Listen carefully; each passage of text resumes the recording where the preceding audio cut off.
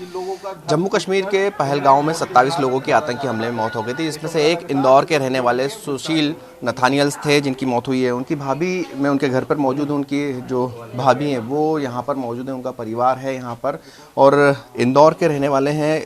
इसके पहले जोबट में रहते थे, जोबट के बाद इंदौर में आए हैं और लगभग 20 साल की नौकरी इंदौर के अंदर हुई है।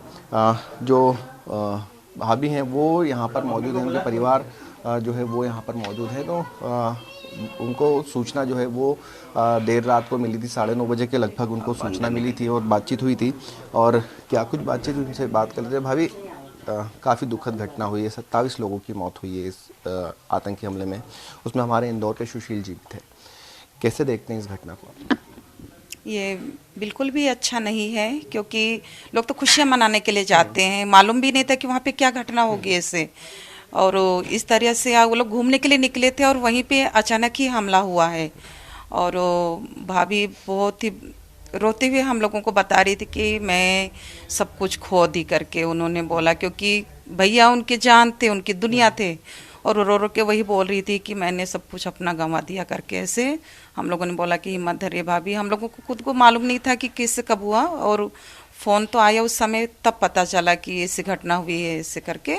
और जिस तरीके से भाभी बोल रही थी कि चीख रहे थे, चिल्ला रहे थे, सब तरफ से आवाज़ आ रही थी, कोई रो रहा था किसी को। और उसी बीच में फिर आकांक्षा को भी गोली लगी, पैर में गोली लगी थी, तो उसको भी ढांढस बंधा रही थी भाभी। अभी आकांक्षा ठीक है? आकांक्षा का पैर में पट्टी बांध दिया है। ऐसे बोले कि ऑपरेशन वहाँ पे नहीं करवाया है, क्योंकि अभी फ्यूनरल का प्रोसेस चलेगा, तो उस समय फिर वो नहीं रह पाएगी ना, खड़े नहीं रह पाएगी, इसलिए इंदौर आके उसका ट्रीटमेंट कराएंगे। पट्टी बांध दिया है, ऐसा बोली है। अच्छा, भाभी से जब आपकी रात में बात हुई थी, क्या बताया, क्या कह रहे थे आतंकी, क्या करने को उन्होंने कहा था वहाँ पर? उन्होंने कहा था कि भैया को सबसे पहले बोले कि आप किस धर्म के हो। पहले आप घुटने टेके कलमा पढ़ने के लिए बोले होंगे, तो फिर भैया बोले कि मैं क्रिश्चियन हूँ करके। तो उसी समय गोली से मार दिया। अच्छा, इंदौर कितने समय पहले रहने आए थे? मूलतः कहाँ के रहने वाले हैं? एक्चुअली दादी का घर जोबट में है, पर पढ़ाई और जॉब तो यहीं इंदौर में ही लगी है। और वीरानगर में घर है। काय में जॉब करते हैं? भैया LIC में ऑफिसर ग्रेड में रहते हैं। हाँ, मैनेजर पोस्ट में थे ना। और हाँ, और उसकी बेटी भी बैंक में कार्यरत है। अभी क्या जानकारी मिली, कब तक इंदौर उनको लेकर आ जाएंगे?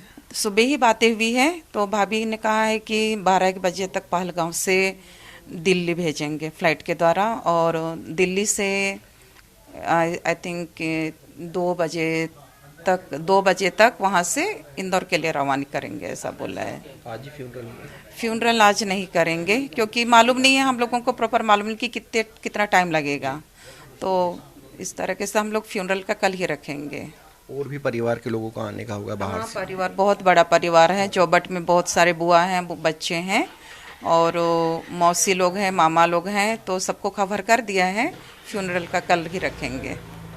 तो एक दुखद घटना जो है वो सामने आई है, और इसके बाद अब जो सुशील है उनका पार्थिव शरीर इंदौर लाया जाएगा। और परिवार जो कह रहे हैं कि अगले दिन फ्यूनरल होगा। फिलहाल जो परिवार की स्थिति है वो देखी जा सकती है। पूरा परिवार गम में यहाँ पर डूबा हुआ नजर आ रहा है। कैमरामैन राजा के साथ हेमंत शर्मा, न्यूज़ 24 इंदौर।